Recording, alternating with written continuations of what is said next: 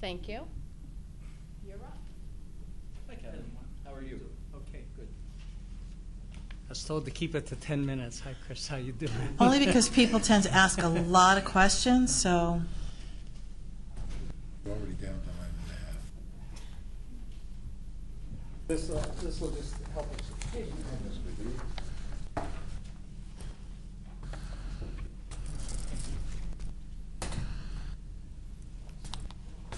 Wow, Is that for me?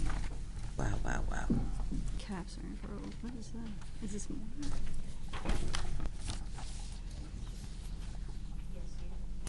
Why?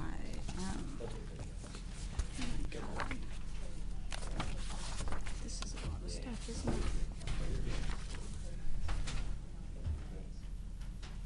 You may want to leave some for Mr. Warner as well in case he does come in, because he is on the committee. And Mr. Cusick comes sometimes also. Using up my 10-minute time here. I'm not going to charge you for paper passing. Charge you. Huh. We'll get it.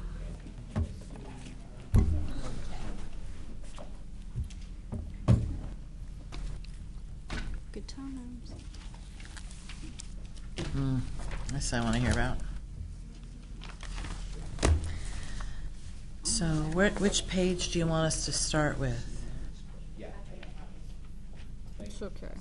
Who could have anticipated so many of us here? Sir? Mr. Dolan? Mr. Dolan? Okay. Mr. Dolan, what page do you want us to start on? Which page do you want us to What I refer would to like first? us to start with is the referrals to the agency. CAPS Got it, CAPS referrals referrals. with CAPS is the Child Accounting Profile System. Got it. And what I only wanted to point out to you is, if you look at, just again, the bottom right-hand columns, you'll see 2015, we received 5,617 calls on children possibly being injured. That's pre-Sandusky. Then you can see in 2016, we jumped to 6,050 calls for children possibly in danger. And if you turn the page and look at 2017, you'll see it jumped to 6,987 calls regarding children. And then if you go down to the bottom, for 2018, you will see that we are now up to 7,649 calls regarding children. If the last page, the only point I want to make off that is you'll see that we're 297 ahead of last year. So there's a good chance that we could hit 8,000 calls on children that are possibly being hurt. And these are just calls. These are not substantiated claims. These are These are just the not, calls and the referrals. And some of them you have to take with a grain of salt. Some of them could be that they've called the wrong place. Maybe they were looking for a karate class for their child. So I'd say maybe you could maybe dismiss about 1,500 of them. I was leery when the Sandusky stuff started because I thought we were going to get a lot of junk referrals, and it wasn't going to be. It was going to be a real waste of staff time. I was proved wrong. At least 25 to 30% of those extra calls that are coming in are of true value. That's something that should be looked at. That's happening to the children.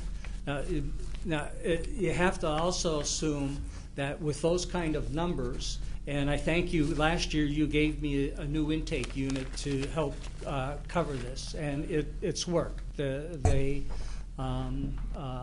That's been successful. But as we look at those numbers, two other things happen. If we determine that it is true, it's got to come into the system. So you have to have caseworkers to give them to. And then the other thing is, if you'll turn to your placement page, the one that looks like this. May I ask a question on this page we just did? Which one? The caps. I just want to find out, Kevin, is that both child line and what comes directly to the county? Correct. Okay, I just wanted to be sure. Thanks. Yeah, we've had unified systems, the Child Accounting Profile System and CWIS, the Child Welfare Information System. So we're working with two computer systems. The CWIS is the statewide one, Right. so we can check on other counties if the families are over there. But I mean, this is adding the child abuse hotline. Does that still exist? The Child Abuse Hotline exists, and these are, And then people that also just call the county directly? Correct. Okay, that's all. So this is the child line calls and Okay. who call us directly. Thanks. And these numbers aren't discrete, like they could be repeats on the same family or same child, correct? They They're could not be. parsed out that way. They're just They- calls, flat calls. They could be. That's why I always say kind of take 10%, 15% off the top of it. The numbers are still high. Sure. but, And you might get a few calls on the same case. I'm just saying, I'm just throwing that out there. Exactly. That's what I Okay. just said. Oh, I thought you said something else. I'm sorry. All right, so we're cool, 15%. Okay, so then Oh, just, Mr. McGee, go ahead. One other question. The new reporting they have in the schools, is that also filtered in to these numbers? yes, it is. And that's recent, right? Yes. Okay. But that was one of the points that caused an increase in the referrals. Thank you. Okay. So you said that 25 to 30% is the number of calls that are actually substantiated in this potential 8,000 number. But in previous years, what's the percentage of substantiated calls? Is it the same? Is it consistent? Before 2015? Yeah. Like, are there more calls that are errant or that aren't necessarily substantiated in this year as opposed to last year? Like, this number is obviously getting higher, but is it getting higher because more people are making calls or because there are more reported incidences of substantiated abuse? Actually, it's both. Okay. So that 25% last year, 30%, 25 to 30% is for this year. Last year, would you say that the number was 25 to 30%, or was it like more like 20 to 25%? They're guesstimates on my part, but I would say it's been consistent that there's some duplication and some reports that aren't. By duplication, I mean 3 people call in For the same incident, case. yes. And also some of the cases just don't fit within the system. Right. So in those cases that are substantiated, to what do you attribute the increase? It's quite clear, and if you follow the paper, even the article that was in the paper today with the child that died in the bathtub, it's mostly drug-related or just solid child abuse, sexual abuse or physical abuse of children. But again, even with the mothers and fathers get high on drugs and fall asleep on the sofa, and the children get out, and something bad happens. Because So let's sorry. let's let him roll. But let's let him get all the data in, and then we can ask more questions. I just wanted you to see how the placement numbers are going up, and again, that's natural. You get more calls, and there's a possibility that you're going to have to place more children. So you can see we're at 209. If you look at the 1, 2, 3, the fourth column, we're at 292 children in care. And if you go to the far right, we're paying $21,044 a day for those 292 children in care.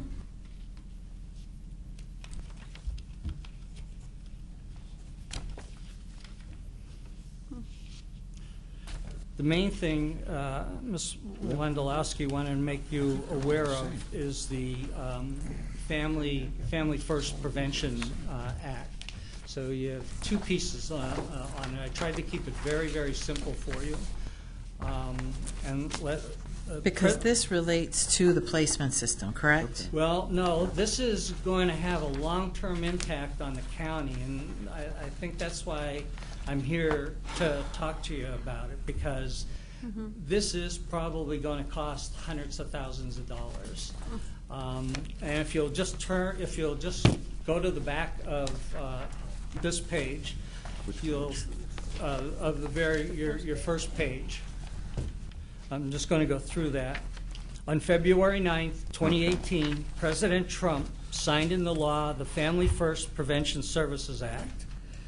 Family First amends the Title IV-B to reauthorize and make other revisions. And here's the most important part, Title IV-E foster care programs to create new optional prevention funding and place limits on Title IV-E payments for congregate care settings. So when we talk about congregate care, that's group homes, Easton Children's Home, Kids Peace, those sorts of facilities. And what the federal government wants to do is lower that as best as possible or eliminate it. To put programs together for the youth that are in those facilities is going to be very, very costly. Now, there will be a little bit of an offset of cost, because if we're paying $500 a day for youth in a facility, we'll have that, and we are. There's two that we're paying $500 a day for, $1,000 a day, $7,000 a week. But that money will be able to be used for the services that we're going to build in the community. And Ms. Wondolowski has gotten all the department heads together, mental health, drug and alcohol, because it's a multifaceted problem. It's just not a children and youth problem. A lot of these youth have serious mental health issues. They have some drug issues. So it's going to be and Magellan, their services, it's going to be tying all those services together and trying to find a service that will work with that child. And the scary part for financially is the federal government's only going to pay for about 30 days, the first 30 days says so. So say if we use Kids Peace, and they're $300 a day, they'll pay the first 30 days, and then after that they say it's on you, the county. Anything you want to keep them there, the county can pay for it if you want to, or develop these preventive services and move the children into those preventative services. So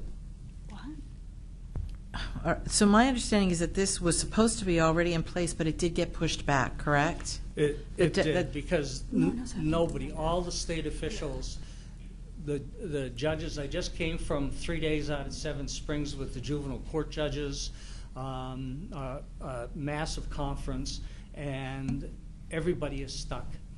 They had, the judges and guardian ad litems had set up a special subcommittee to work on this, and they came back with the information that it's bad, but we don't know what to do with it. And that's the same boat all of us are in. I did take a tiny step in trying to do some prevention. I signed a contract with Pine Brook for $146,000 for something called High Fidelity Family Wraparound, which is a nice social work term. So, but what it is it's a team of 5 staff that work with these hardest kids and either work that they don't go into the congregate care, or that they can put a plan together that they come out of congregate care. So that 146,000 covers 10 children. So right now, they're working with 8 children to make sure that they don't go into congregate care because it's so costly, and they're working with one child that we want to bring out of congregate care and save the money. And they did have another child, but the parents wouldn't cooperate, and they had to drop that case. So I'm going to ask you another question, because when we were at CCAP, someone from the state presented on this as well. And my understanding was that they were definitely trying to reduce the number of children in congregate care, but not exclude children from congregate care, and that the focus was more on appropriate placements and evidence-based strategies, so that if somebody really, really needed to be somewhere, that they could be, but that you wouldn't be able to maintain people beyond a limit, or you'd have to come up with other strategies, maybe lesser levels of care, or building in like more a leveled system of care. Am I incorrect in that? No, yeah, you're correct. And to be honest, and Mr. Heckman and I talked about this when he was the Director of Human Services, there's always going to be a segment of youth that you're not going to be able to eliminate it. There are going to be some youth that are so bad that they are going to have to remain in congregate care. And when we had our discussion, it was trying to eliminate just foster care. And we had come to the conclusion that there was still going to be a segment of the children that were going to have to remain in foster care because the situations are just too bad. But is it really 30 days and out, or is it 30 days and out without evidence provided that there needs to be an additional amount of days? At this point, I don't think they're going to give us an extension on it. Now, what I'm saying is that this is not all pure county dollars. What they're going to say is you have to use your State Act 148 dollars on it. But that still will mean we will probably have to increase the state dollars that we ask for, but then there's usually the 20% county match. So that's where it'll impact you as county council persons, that you'll have to decide whether you're going to do that. But what I found ironic is, we write the needs-based budget 2 years out. So right now we're writing a budget for 2020. I have no idea in the crystal ball what that's going to look like. But last year, 2 years ago, we knew this was coming, and the state said, start doing planning on it. We started doing planning on it, and I put in a request in the state budget for $400,000. So if by some miracle we came up with a program, and this is nationally trying to look at programs, we would have seed money to say, okay, we have money, let's start up this program. But they zeroed it out of my budget. So even if we develop a program this year, it's going to be a struggle to try to make that work. Again, I think the good thing is that some of the cost will be offset by the high price that we pay for youth to be in residential or residential treatment facilities, group homes. So that will offset some of the costs. All right. Go ahead. Kevin, I want to thank the chairman and Ms. Wondolowski for doing this specifically, because children and youth, all these different parts of our Human Services Department, I think it's good for us to know, because there's all kinds of stuff going on beyond Graysdale. And children and youth has always been children and youth. Anyway, I guess the thing is, on your page, Family First, it says the state with an opportunity to enhance their child welfare systems to further support delivery of evidence-based and least restrictive. That's pretty much always been the code, right? I mean, so they just took what they wrote 40 years ago and put. All right, I was just curious if somehow there was something new going with that. On target. And here's what I'd like to ask you. CYF and this had happened in the past, and you mentioned this when Ms. Wondolowski brought everybody together. You mentioned what you're paying for a couple kids, because there's always these outliers, I know. Right. $500,000 a year or something like that. Is there cost, and I know at the state there's been an argument in the past between mental health, children and youth, as to whose money it comes from. Now, here we do the best we can to put it together. I don't know if the state is still where they always were, which is try and get them to pay or try and get them to pay. Is this working out? I mean, are you, like, if you have a child with mental illness or some kind of emotional, remember that was always the catchphrase, they're not mentally ill, they're emotionally disturbed. Who would pay for that, you or mental health?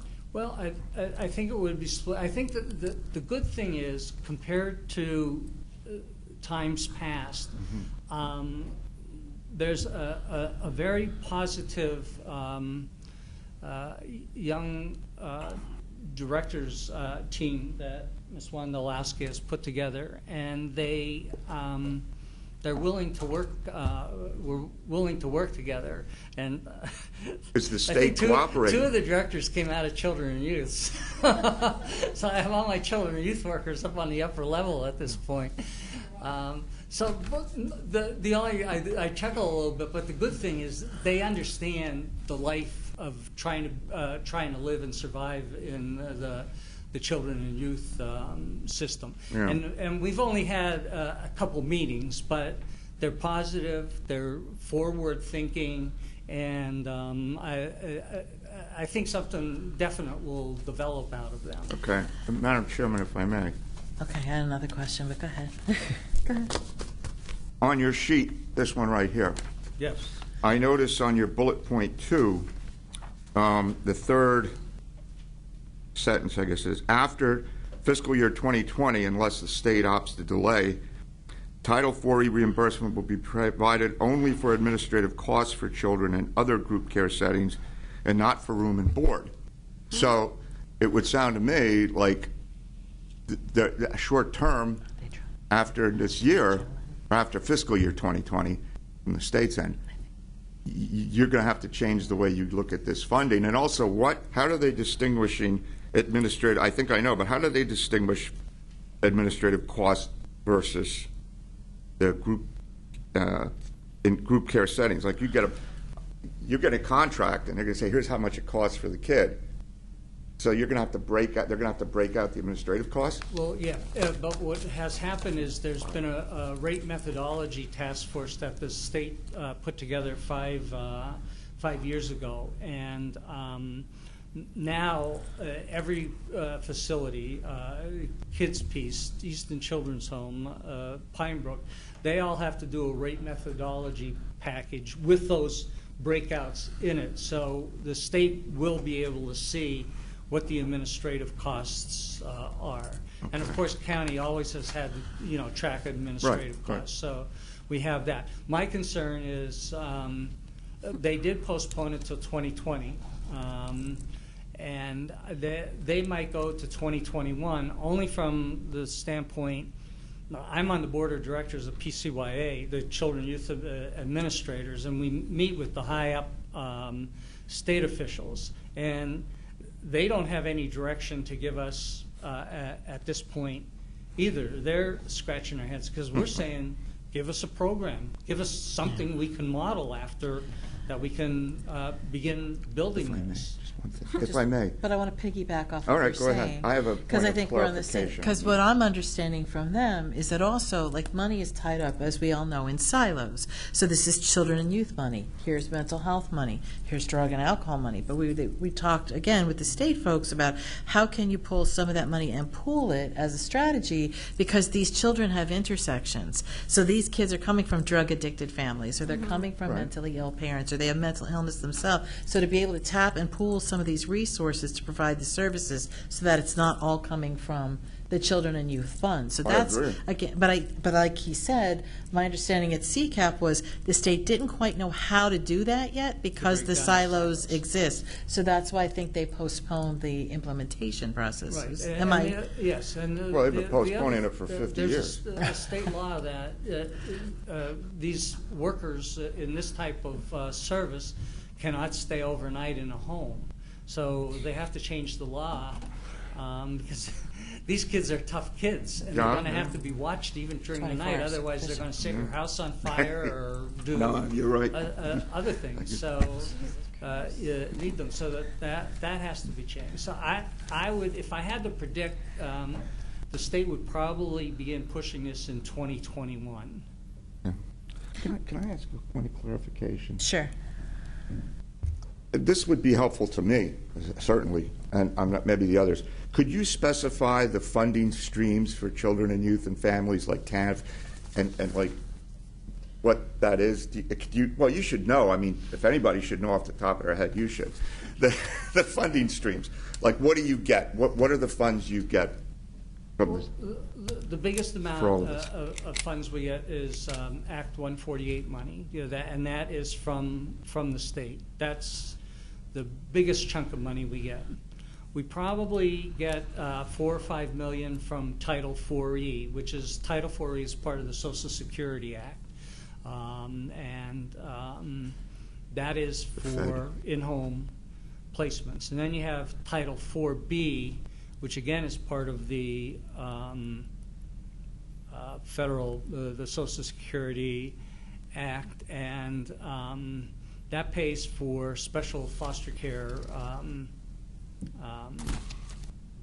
services that we need to put in. And then there's the county dollars that match all that. Okay, and we're roughly 80-20?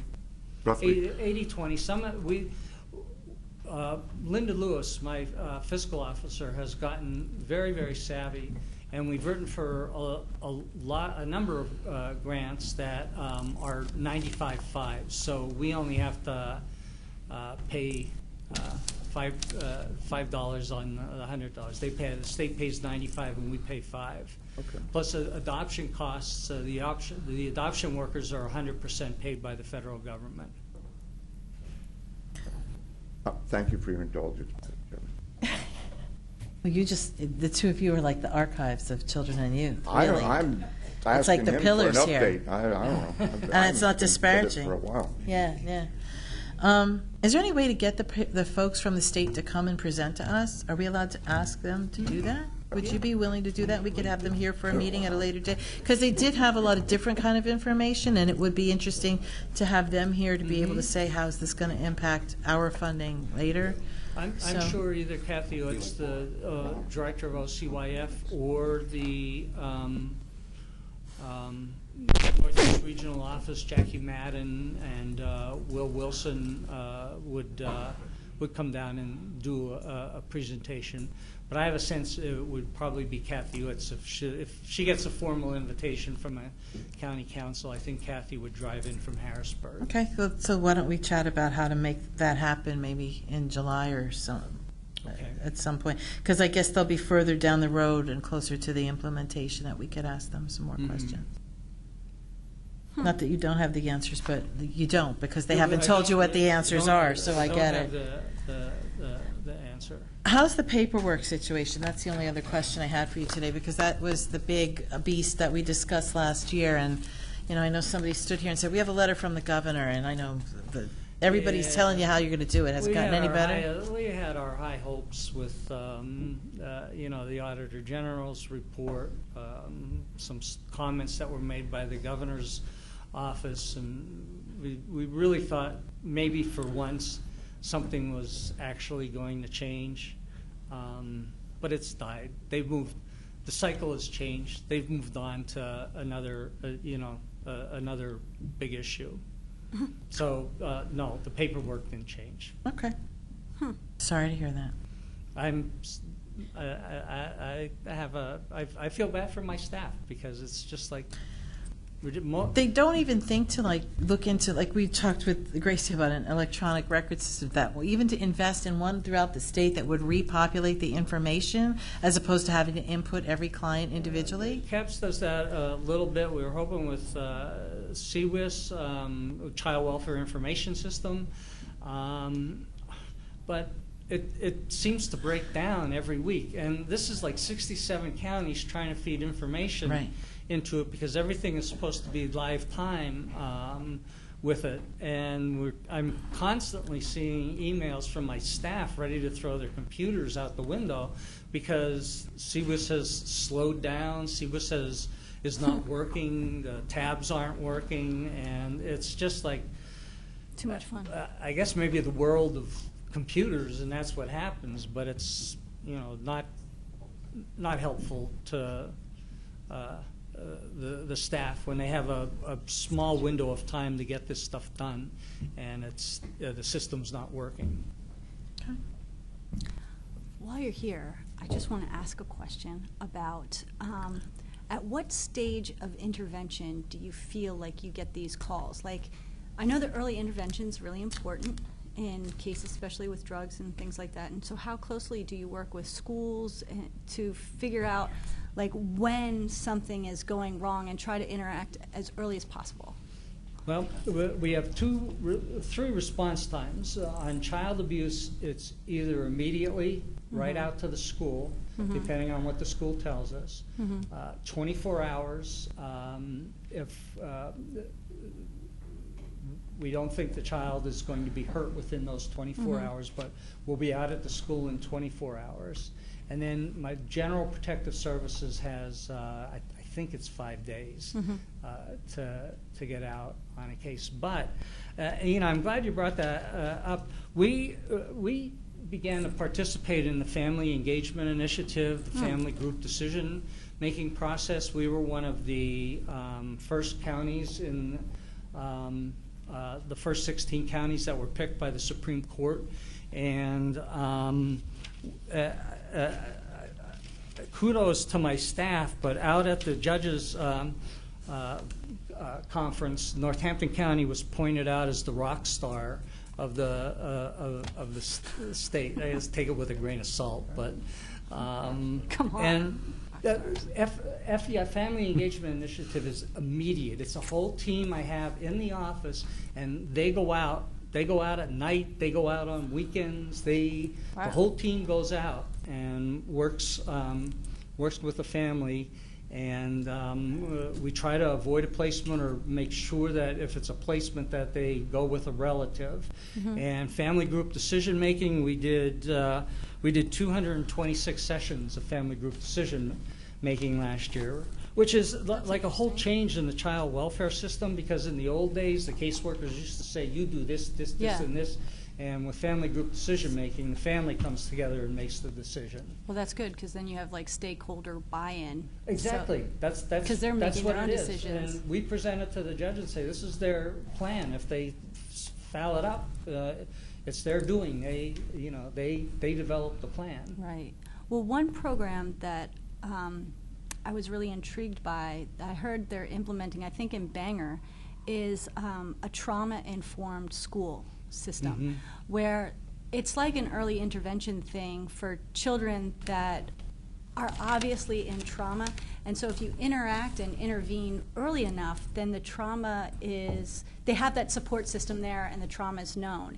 And they can enact some sort of restorative measures and get sort of like the family involved or children and youth services involved. So I wanted to know how closely you work with trauma-informed schools and how that might be implemented in other schools throughout the county as a possible early intervention measure to help lessen these numbers of calls. And that would be up to the school boards, but we definitely push it. And again, almost 3/4 of a day out at the conference with the judges and the all the guardians and family attorneys was spent on trauma therapy, and that's going to be the new focus in the years to come. And people don't even understand. There's a lot of middle class that say, "Well, get the child out of there," and that's the answer. But what we're learning is just even the removal from a home to a safe place. That's more trauma. We had a 2-hour session on it, on the trauma, the mental injury that we have caused. And Justice Baer from the Supreme Court said, he had a really good one line. He said, "We saved the body and destroyed the mind." Yeah, family trauma is So like he was difficult. cautioning his juvenile court judges on how to watch what to do. Mm-hmm.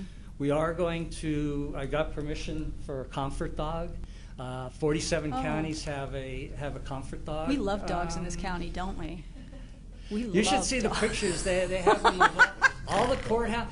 We have Judge Cherry down in Dauphin County has the comfort dog right under his cherry, so the dog sits on his feet. And then when a dog picks up that anybody's like nervous or scared, the dog goes down and sits by them. We're going to try it in the DHS. I got Judge Barada out at the conference to say, okay, you can bring it into the courtroom. That's so fun. It's a way off, but it's one of those trauma things that for some reason it seems to be working. So how is it that you think the county council, per se, could help get more trauma-informed schools or on board? How do you think that we could get more schools within the county on board with that program or implement that? Well, there's a number of school teachers, if I'm correct, on council, and I think it's getting word or talking to the superintendents and giving them like just tiny pieces like I did with this, so you're not overwhelmed, that you're willing to read one page and explain that it's been working. I would probably, the school that you talked about, if it's been very successful there,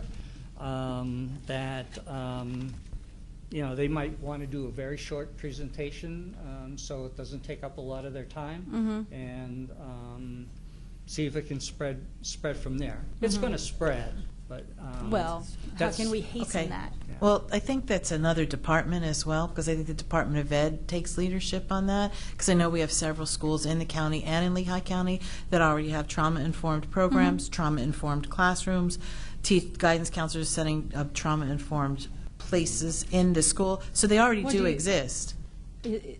From my knowledge, it's not in the Bethlehem Area School District, though. It's in Rockville. They have a phenomenal program. I can talk about it then. Okay, but it's not in every school. I mean, kids have trauma in every school. Right, but it's not his department, it's a Department of Ed Okay, issue. Department Ed. I just asked if because it's an informative thing, because everybody works together, and I'm sure those trauma-informed schools help you because you do work closely with the schools. So, it's just what I was asking. Thank you so much for your Sure. information. Thank you for being here, and if you want me to, did you want to ask one more question? Go ahead.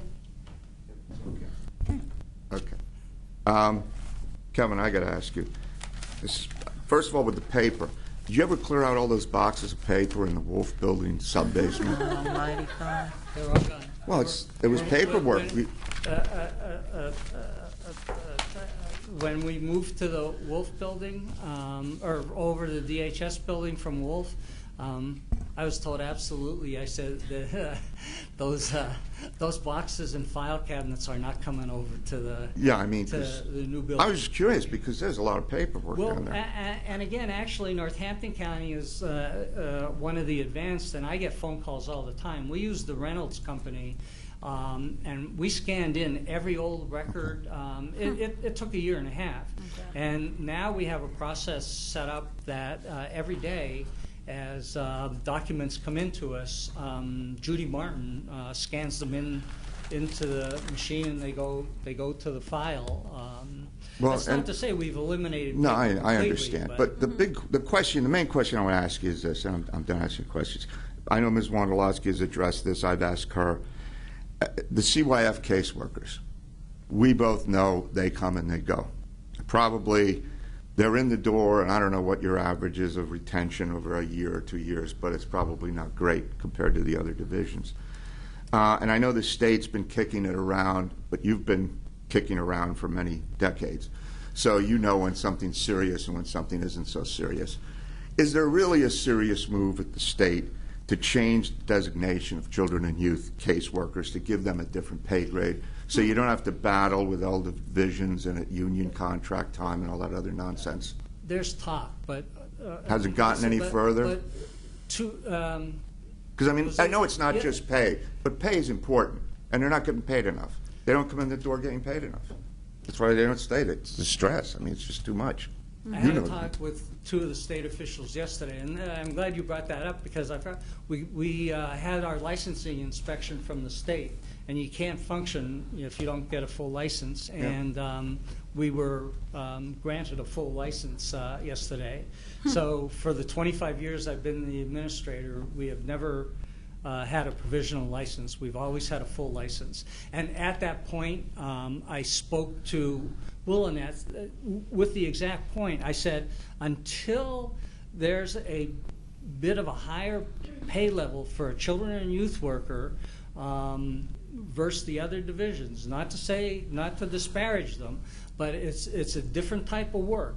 And our staff go to aging and developmental programs as fast as they can because it's an 8:30 to 4:30 job roughly. You don't have to worry about kids. You don't have to You don't have to worry about getting kicked around in the neighborhood. You don't have to worry about going to court and getting yelled at by a judge. All those things go away. So yeah, I don't blame them that they go, but So we're not really that much closer. no. All right. I just wanted to ask. Thank you for your time. Okay. We'll have you back with the state folks if we can. And the only other thing I wanted to inform you, and I will do it more formally in writing after I follow all the procedures to Mr. McClure, that I will be retiring in the first quarter of 2020. I do have a date in mind, but I haven't been able to go over to the actuary and work everything out on paper. But I can guarantee you, I will be gone in the. It's time. It's 45 years this July, and How by many? the time I leave, it'll be What? 45 and a half years that in the same agency. It'll be 45 and a half years that I've should been get an in award for the that. same agency. They're making a marble statue. He does get his special pension. It's going to Are we going to put it somewhere in the court? So it's time. I turned 70 on February 2nd. God bless you. and No way. Yeah. You look good for your age. Well done. Thank you. Thank you, sir. Thank you. Yeah. I was like, wow. Good for him. I think this is Mr. Dolan's, fourth retirement? Oh, really? That's why I want to make an announcement. Fourth and final. Like it's official. It's really happening this time. Poor So we Kevin. better get that statue ready then, right? This time. I've teased him pretty much since I started when I found out he's retired 3 or 4 times already. So anyway, February it is, and we have been, Mr. Dolan and I have been actively working on a transition plan really since the fall, but sort of more in full force starting in January. So that will be a work in progress from now until February of next year. So. Any other questions before I get into my stuff? Yeah, I just had a quick one, since Mr. Dolan brought it up with the restrictions on the Title IV e-payments. How will that affect the Children's Home of Easton, Kids Peace? Have you had any discussions with them, and will they be coming to us then to make up the funding? Well, that part I don't know if they'll come to you, but that's not a matter of $10,000, $20,000. It's we're talking large amounts of money that would have. They wouldn't be able to come and ask for it, as far as I know. But I think the state will be able to address that. But what I can say is that there's a whole list of criteria that congregate care facilities have to meet in order to continue to be eligible for federal dollars, whether it's for the first 30 days or whether they would approve more than 30 days. It have to have an evidence-based program. It has to be on one of these California registries. There's a whole lot of criteria. So we are thankful that the state delayed it because the state has not been able to assist counties to the extent yet to build capacity to have kids in other alternative placements besides congregate care. Mm-hmm. Other questions? Okay. And so just to kind of finish on that topic, there's a county not that far from us, but it's not Lehigh, that they, I don't want to give them a bad rap, they have eliminated the use of congregate care. And so we were like, wow, how'd you do that? Well, it does turn out that this county, one of the things that they do is they send children home against medical advice. So kids who really are authorized and need residential treatment facilities, they send them home to the parents. That's not an answer for us. If kids are not safe at home, whether it's because of the parents or whether it's because of their own mental health or trauma histories, we will not be going against medical advice in Northampton County. So that's not a realistic option for us. So I think the judges here are starting to have a better understanding of that, because that was originally touted as, well, this county did it, we should be able to as well. But we would like to, but not that route. And Mr. Heckman, I think somebody asked about the sharing of funding if we have kids with mental health issues. We had one family in particular with some significant issues, intellectual disabilities, and the placements had to be created. Home had to be created specifically for these two children, and it costs about $1,800 a day for us. And there's a certain amount of funding that we get, and the rest of it, it had to be county dollars. And shortly after I started, we talked about it and ultimately partnered with MHEIDP, and were able to utilize funding from them to overlap with that. And I might be mixing up with our mental health kids, but regardless, whether it was a mental health client or ID client, that division was able to contribute to the payment to reduce the burden on children and youth. So we are partnering better these days, Mr. Heckman. Thank you. But the biggest issue with coming up with alternatives to congregate care, which our group has been working on, the state's been working on, is the mental health system is lacking. And so that's why we are all at the table, because it's not something children and youth can find the answer to.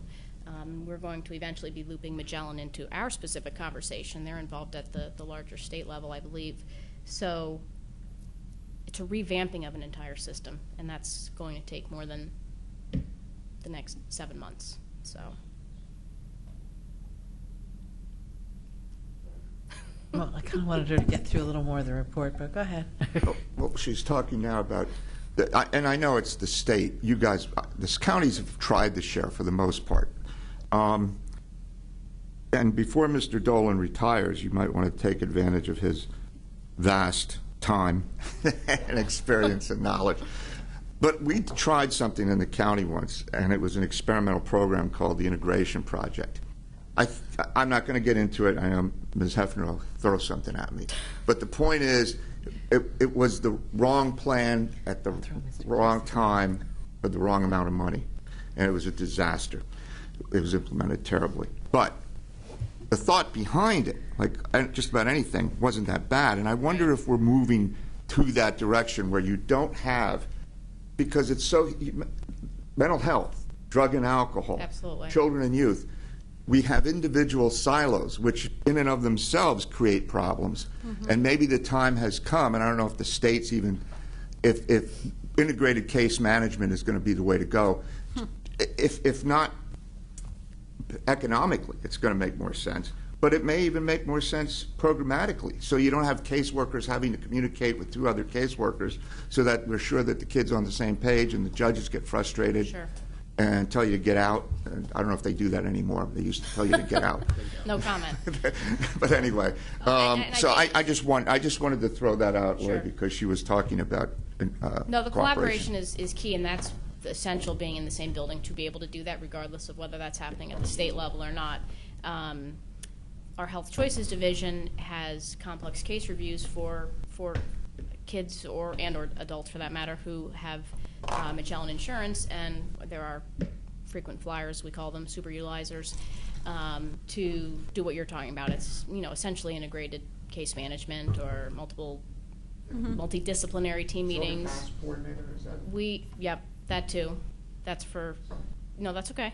I'm not sorry don't to test you. me what it I'm sorry to stands give for. a plane to my So, Am I moving right? along. Throw something out. Moving along, I'll be quick. To speak to Ms. Orinsky's point about the trauma, I think I've mentioned here before about the Lehigh Valley Trauma Collaborative, which has been renamed to Resilient Lehigh Valley. That is a collaborative that I became part of, and now a fair number of us from Northampton County are participating in. It's a joint venture with Lehigh County. United Way is the backbone of that organization at the moment. And Brockle has a phenomenal, I think I mentioned it here months ago, a phenomenal trauma, they're now a trauma-informed school, and it took a couple years to get there, but they've seen their suspension rates drop dramatically, grades have improved. It's remarkable, and to hear the principal talk about it is exciting. What's And the cost of that? I'm sorry? What's the cost of that program? I would have to look into that for you. It's not there's training involved. That is feasible with, like the United Way, for example, offers some basic trauma training. If you want the more detailed training, you're probably looking around $5,000, but Per person? no, for the school system. Oh, for the school system. Yeah, so like the teachers could have an in-service and have. it's relatively. It is my understanding that it's actually relatively affordable. I was having a conversation with somebody yesterday about getting at the root cause of things and not putting out fires all the time. And to me, from what I've learned so far to this point, it's trauma is the approach, and the earlier we can start, the better. So, but also joining that with this idea of restorative justice practice within the school. Because zero tolerance has led to, in my opinion, a sense of shame amongst students, where a restorative practice would be like, okay, you made a mistake, let's figure out how to make this better, and let's move forward. You're not a bad kid. right. You know what I mean? Yes. Because that level of shame Yes. can be carried well into adulthood and helps pattern other aspects of their life and their behavior. Absolutely. Yep. Yes, So I'm good. really concerned about this because I want this in every school. Do you know what I mean? I Like, do. Well, Obviously, I can't. The good news is I just got an email shortly before I got here. The Resilient Lehigh Valley got a $350,000 grant from PCCD, and it will be for a bunch of different things. A ton of train the trainer with the trauma on the topic of trauma, to take that out into the school systems. We are piloting, I think it is with Bethlehem and I want to say Whitehall school districts. It was trying to get one in each county, although Bethlehem overlaps. But they were the most willing and quick to respond school districts, piloting a Handle with Care program. I think it started out of West Virginia, and it's for if a youth is involved, has police involvement the night before because of something related to the family. The next day they go to school, and obviously they've been experienced a significant trauma the day before. So the police would notify the school, little Johnny, handle with care. So there's no confidentiality violation. They're not telling the school what happened. They're saying he needs to be handled with care. So that way schools can be proactive and know already in advance that something happened to the child the night before. And so there's a whole bunch of things that we're doing. It's really exciting. That's probably one of the coolest things that we're doing. That's my personal opinion. So. That's awesome. So what else do you have in the Okay. domain of human services? I don't have too much, so that's the good news. The other big thing is we have been working on, I think I've mentioned here, Mr. McClure started the Suicide Prevention Task Force in July of 2018, and I have been facilitating that. We started off with about 6 of us, and over a few months grew, and we ended up capping it initially around 15 members, so that we could get through all of that initial data and understanding and planning. And we are having our first larger group meeting that we are opening to all new members, community folks who are willing to participate with us on May 29th, Human Services Building, 10 to 12, if anybody wants to be there. Ultimately, the way we decided to focus on reducing deaths by suicide, we broke it into 4 areas. So we're focusing on I don't have this written down, communities, schools, healthcare, and aftercare. Aftercare is for a family who's already lost someone, and with Zach Leisig, our coroner, one of the first conversations I ever had with him was about his feeling inept or something like that, dealing with families who have just experienced this kind of tragic loss, because he doesn't have the resources to give them to know what to do in the coming weeks. It's not a typical death. It's certainly a different kind of stigmatized death that is not everybody experiences on a daily basis. So that's the fourth category. So we are really excited about that project. So anybody is willing to join us if you like. Thank you. Questions? Okay.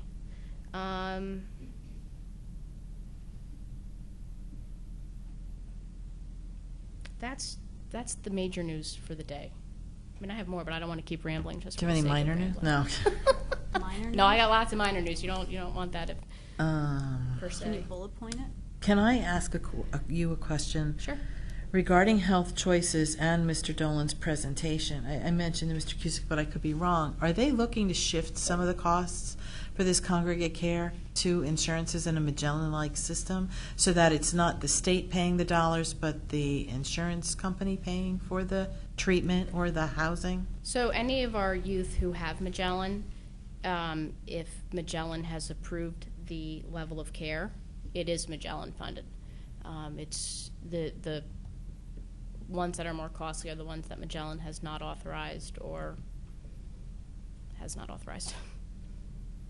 So yes. Yeah. When you talk about placement, I know they shy away from institutional. In fact, there was a whole thing for a while, we don't want kids in institutions. But I mean, in and of themselves, they weren't necessarily, Right. It's like the state hospital. Yep. Is that, I know Kids Peace, I guess you could call it institutional care. Yes.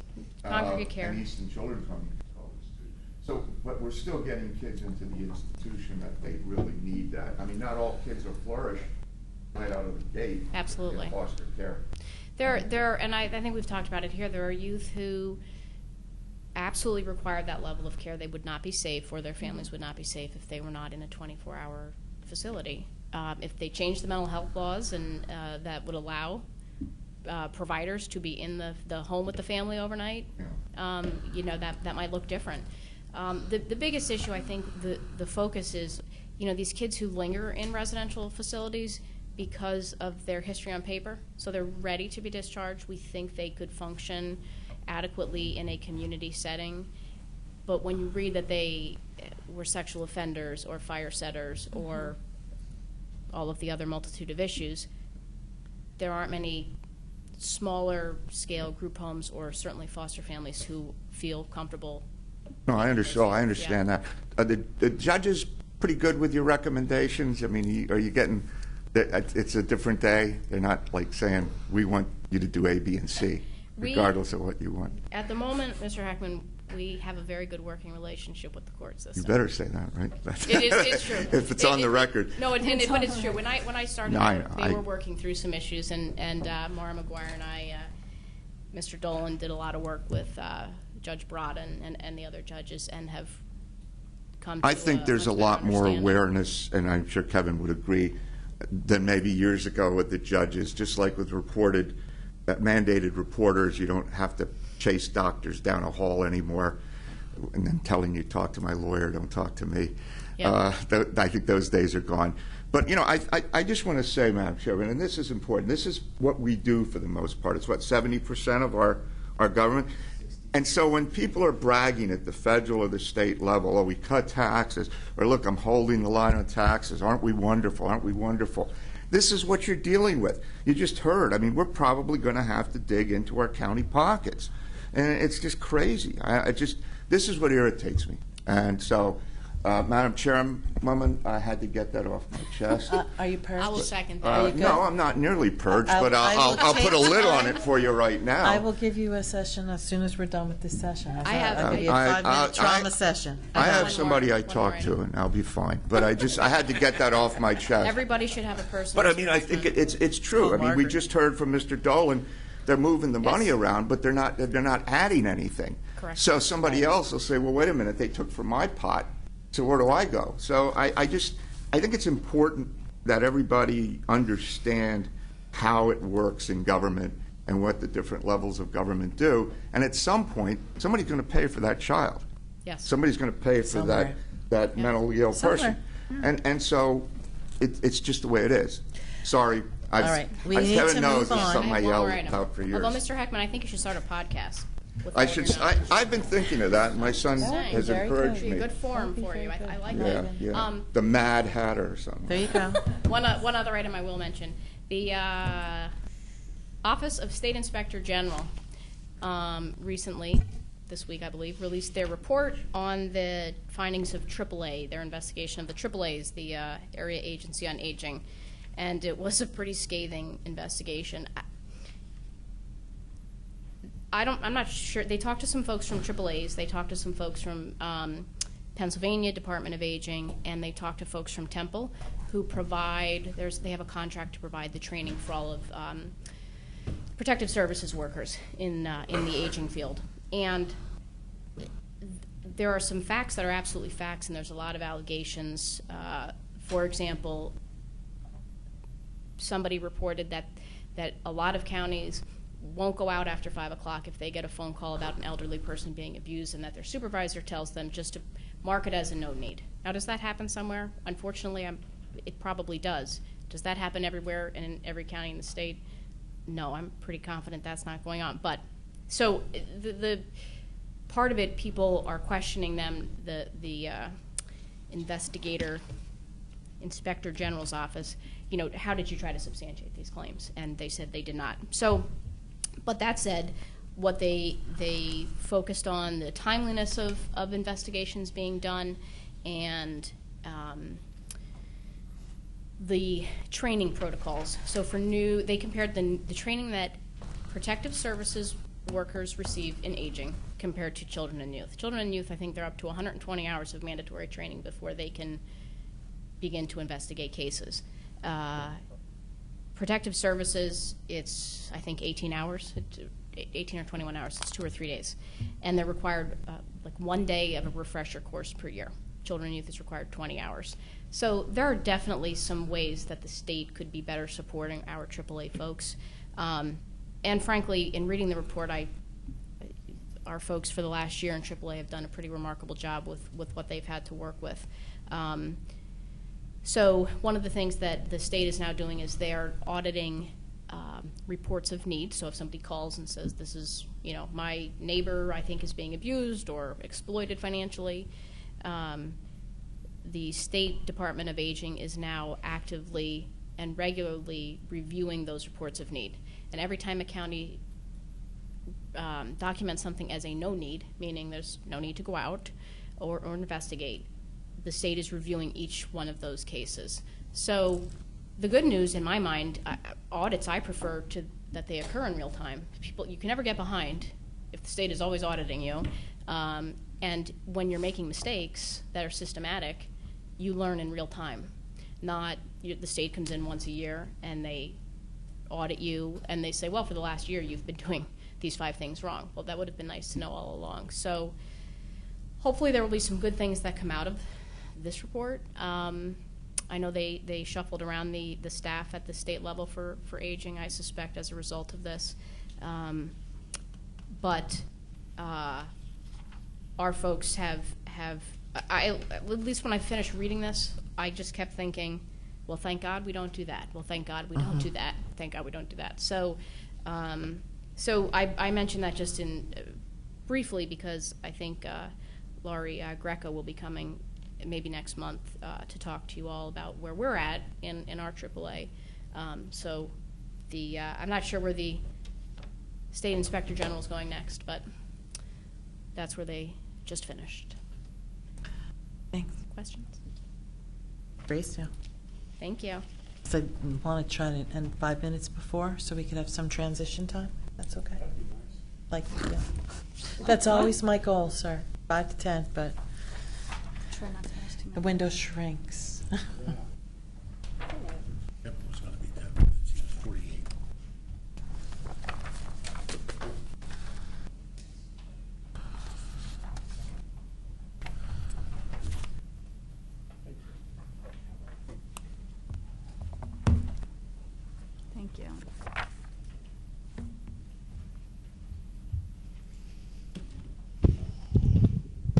Good afternoon.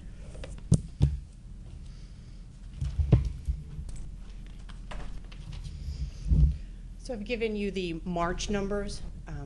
We didn't have them available when we met at the beginning of April. So we're going to go over the March numbers, and I'll have April's ready next month. So for March, our average census was 659. That is below our budget line. As of today, we are at 653. Some causes could be we had a clinical liaison go out Friday to a senior fair, and 3 people came up to her and said, "Oh, you're the facility who's on strike." So there was a misperception out there that our employees were striking. So would you want to bring your loved one to a place that was on strike? And we informed them we are not. We actually settled it. Just talk. Miscommunication. Yep. So the hours of patient care per day were 3.40, which is over the 3.2 budgeted time. The cost per resident day, I didn't have that one. I'm still waiting for the Medicare per diem rates. The admissions, we had 112 inquiries and 45 admissions into Graysdale. There were 54 discharges. So 54 people left us, so obviously we were a little under the radar. On the next page, we have nursing agencies. Still waiting for the final figures for March. There were some outliers that we wanted to make sure we had. Staffing for March, you can see the vacancies at the end of the month, the FTEs. So we had 90 FTEs in CNA. LPN was 34.2. RNs were 34.2. Dietary 7.3. Laundry was 3. Housekeeping was 1.4. We have picked up in the hires during the month, actually, and we have been, I know Dawn and her team downstairs in administration, we have been hitting the ground running with marketing again, and we've had quite a lot of inquiries into jobs, so it's a good thing. You should be seeing some good numbers coming for April. You can see the call-offs. Total call-offs were 626 for March. The IFMLA and FMLA are 127, so that's 20%. So it's still Down something from that 31. we're tackling. Wounds on the next page. We have some good news there. You can see that the bottom line, it comes down to we only have 41 wounds. There were 24 in-house, 7 wounds upon admission, 4 acquired while at the hospital. The total wounds for the month were 86, 24 healed, 21 expired or discharged, which gives us the number of 41. Reportable infections. For March, we had the total monthly were 135. 9 were present on admission, so we took them in while they were sick. And then 73 required reporting to the state. Mm-hmm. Incident reports, 384 incident reports. Various reasons. Falls went down, which was a good number. We were happy to see that. Even if it's 4, we'll take that. So we are doing the initiatives, the fall committees. So we're working with the doctors, the pharmacists. We have everybody joining this committee. So we go in and analyze the fall. What happened? What can we do to make changes? So that looks like it's heading in the right direction. For March, there were no state visits. We did add the workers' comp for the year. So there were the 6 claims. The number of days is 163. And some of those claims were left over from last year.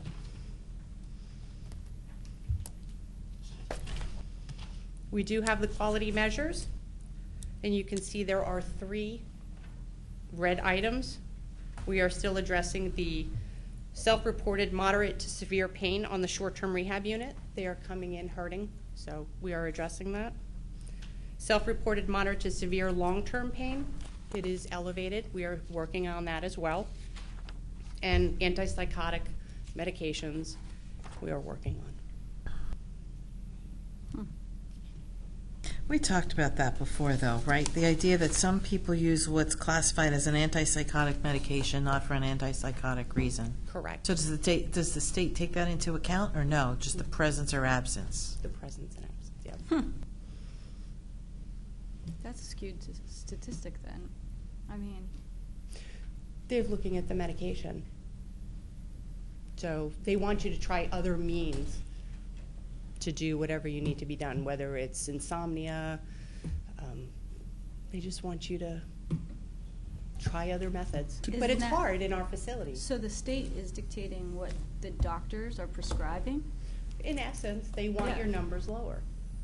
They want you to get to a lower. They want you to be at the state and national average, even though. What if the doctor dictates, like, this is what it should be? Right. Well, and that's why we're higher, because we have That's annoying. clients who need more Yeah, residents. I've seen some of them. It's sad. Question? Can I ask? I was going to say, given that we have 10 minutes, do we have a question It's on a the quick dashboard? question. Yeah. The doctors prescribing, I mean, did we take a look at that?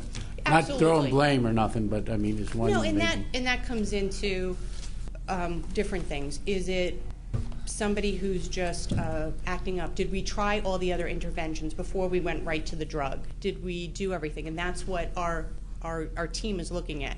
So what could have been some interventions?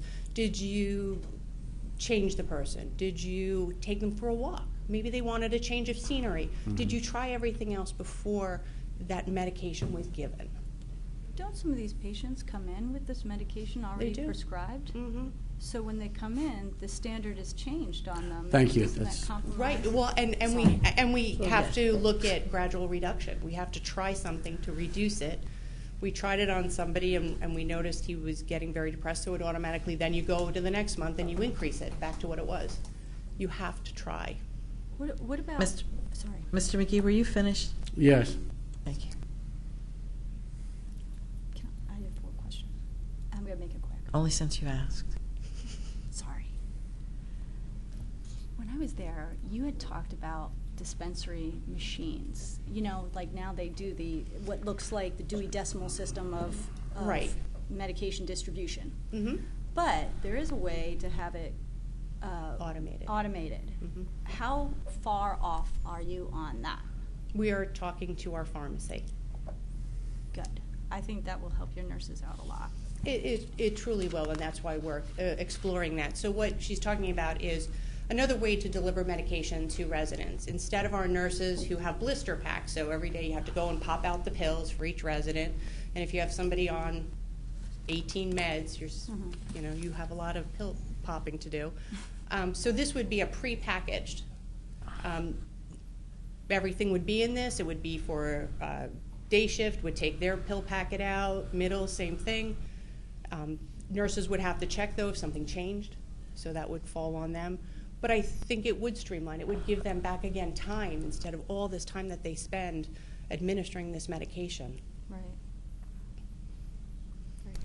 Are there any, you should tell council if there are any barriers to doing it? There could be expensive, because you'd need to get machines in, so we'd have to look at that. Is there a financial barrier? Well, it could be, yeah.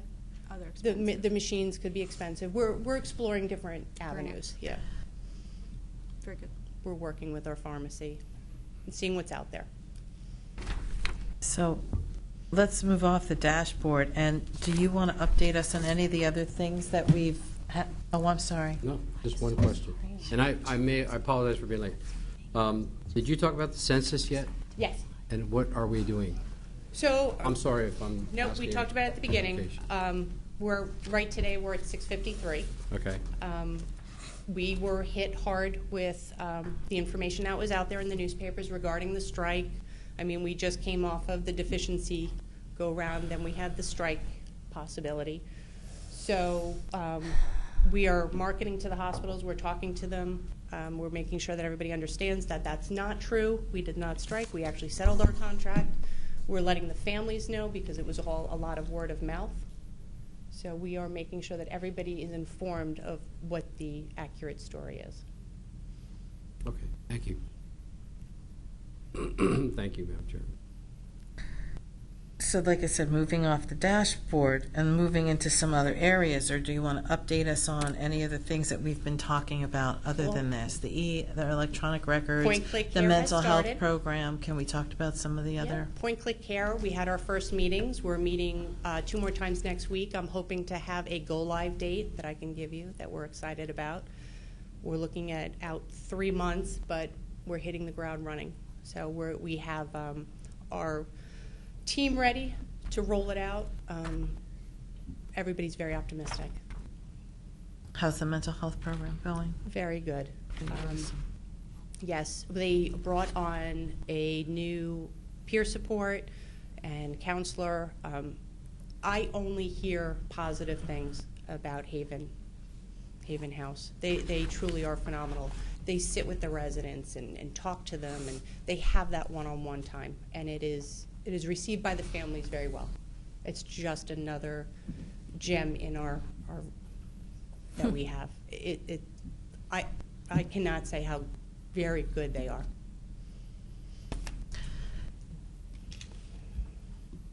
Good. I wanted to ask Dawn if she could come up and join us, because I want to ask the medical question, but go ahead, ask your No, question. Dawn may be the one that answered. I was going to ask about the recruitment program.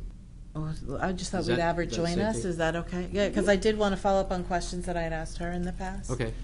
Recruitment is one, the competencies is another. With regards to recruitment, probably every other week, somebody in our administration team, our HR team, Jen just went out yesterday, so somebody is always going out. I am starting to notice our applicants just now beginning to increase. We're trying to get word of mouth. When we interview them, we're talking about the benefits, we're talking about the tuition assistance. We're trying to encourage people, encourage those CNAs to come in and be LPNs. So we're really trying to encourage that. I believe at this time, I probably only have 4 full-time LPN and CNA positions. The rest are RNs, but the rest are all part-time. So we're definitely starting to see the numbers move up, and with the whole reallocation progress, it's definitely a clearer picture now. So it didn't break overnight, it won't get fixed overnight, but we definitely see a good path that we're heading down. How many applicants do we have? Currently, I hired 6 this week so far. Nice. And I Is have- that for the CNA program, or is that for the The CNA program is a different. Different program, Is a okay. different program, yeah. I'm talking about LPNs and CNAs. Okay. I hired 6 of them, 7 of them this week. There'll be, we even spoke with staff development, we're moving up our orientation, so instead of having them start in June, we're having them start in May. So we're kind of fast-forwarding things, working as a team, just to try to get this staffing up so we can decrease the agency, because and no offense to any nurse, but there is just no dedication with an agency nurse than with our own. There's no comparison. Regarding the skills, every one of our skills now, I've been working with staff development, every single skill, whatever it is, will either have a return demonstration, a competency test, or, our leaders, what was the restraints, I'm trying to think. The restraints, for example. Our folks, our educators are going to sit there and ask you, go ahead and put that restraint on, release that restraint. So everything now is going to be confirmed. It's not just an electronic, here you go, take the test and it's back. That has its place, but not in our situation. I think it needs to be more hands-on. We're also going to have all of the aides go through a 100% mandatory education. This education is going to be scenario-based. Here's a care card, go in the room, this is a scenario, what are you doing, what's wrong, how would you fix it? So that's going to be coming. We should be working on that by June, I want to say the middle of June, toward the end of June, and that will be 100% of our aides will be done with that. So we're definitely moving in the right direction. Anybody else have? Bob, you look like you're thinking. I have a question. The call-outs, it looks like it really spiked. I mean, do you think that had anything to do with, all the... Yes. I don't want you to point a finger either. What I'm getting at is, do you guys break it out? Do you have a breakout on it? You mean to CNAs, to LPNs? Yes, I do. Maybe I'd like to take a look at it. Sure, I can present that. Just to get I don't want to micromanage either. I don't feel micromanaged at all. It is scary, and, you know, it's a concern. But I think it's important that you guys know what we're up against and what we're facing and what we're doing about it. I think that's very important. The transparency has got to be there early. I thought that was part of the number. It is. LPNs, RNs, RNs. LPNs, and Break it CNAs. out, right? Yeah, yeah. And I have it by day, If by it's not week. too much trouble, It's if it not. is- I already have it back at my office. Right. Yeah, so But we were that's not a also problem. discussing at clinical, we've seen a difference, right? Yes, yes. There's been a change in the positive. Correct. I just had an RN approach me yesterday and volunteer her services to come out with us to the schools. We're going out to the Penn State campus. She's volunteered to come with us to promote it and to try to recruit the new grads, the new RNs. So we are definitely shifting. I mean, again, it's slow progress. So remind me, how long have you been in your position? How long have you been? I'm going on 9 months. 9 months. Mhm. And you've only been in for, say, 3 months, 4 months? So I would assume that that's a culture change for some people. How do you feel Well, I was folks just- are adjusting to the culture I was change? just going to explain to Mr. McGee as well. Some of those call-outs are probably directly related to me because I'm enforcing policies. We're moving toward discipline after we do a coaching and education. And for the third time, we are probably moving toward disciplines, which is something new. That's definitely a culture change, and I'll own that. But I will never put the residents at risk, ever. So if you can't do your job, and I've coached you, I've given you education, there has to be a consequence. You can't keep putting your hand in the flame and not getting burnt. So that might be a little, a few of the call-outs, you know, they, Oh, yeah. put their foot in the ground. But you know what, we're working on it. So, Yep.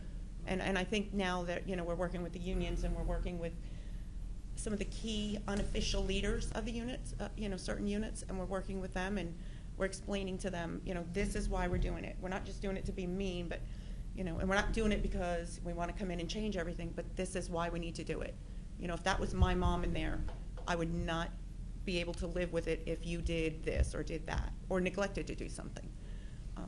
And I think it's better because there's a lot more staff coming to our offices. I have somebody in my office almost every day.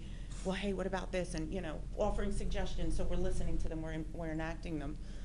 And then others just saying, hey, you know what, this is going on, and it's not getting fixed. So we discuss chain of command, and but it really is turning. Again, it's like moving the Titanic. It's not gonna turn quickly, but we're getting there. Yeah, really. Mr. Werner? Mr. Werner, did you have a question? An oil tanker. Turning an oil tanker at sea. All right, I'm done. At the bottom of the sea. Good try.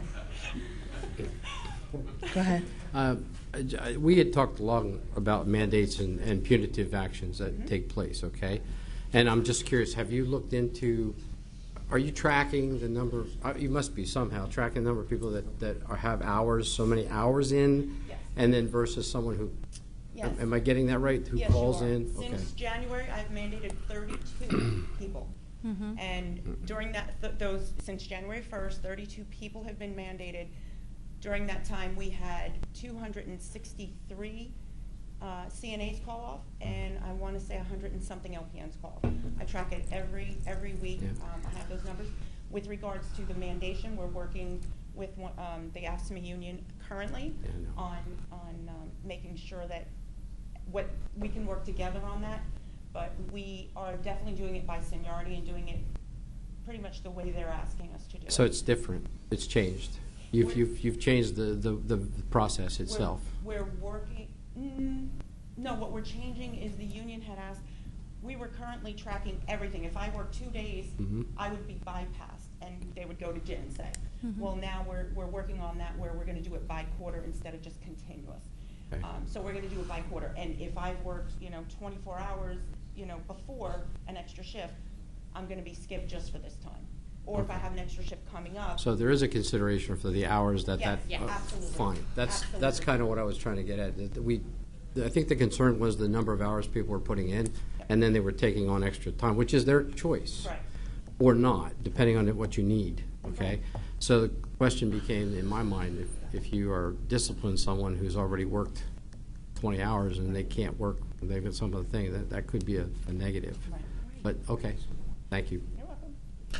Thank you. I think I'm at time. Anybody have any burning desires? All right, we'll adjourn. you. Thank you very much. Thank you.